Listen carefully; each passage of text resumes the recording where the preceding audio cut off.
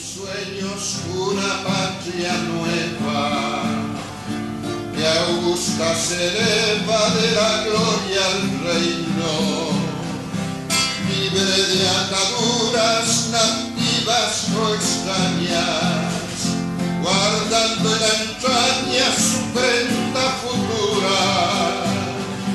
Patria que no tiene hijos desgraciados,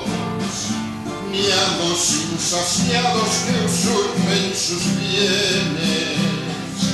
pueblo soberano por su democracia, huerto con fragancia de fueros humanos, es un paraíso sin guerra entre hermanos,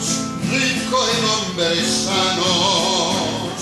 de alma y corazón,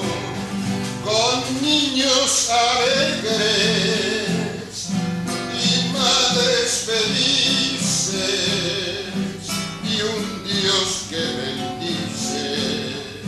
su nueva ascensión.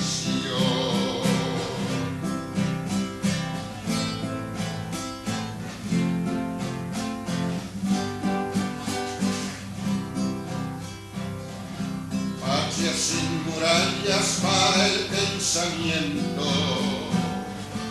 libre como el viento, sin miedo a metrallas,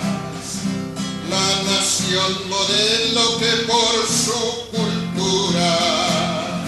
se ponga a la altura de todos los cielos, donde alegren trinos que son libertarios, los proletarios y a los campesinos, patria donde haya voces de estudiantes, promesas vibrantes de luz para guardia,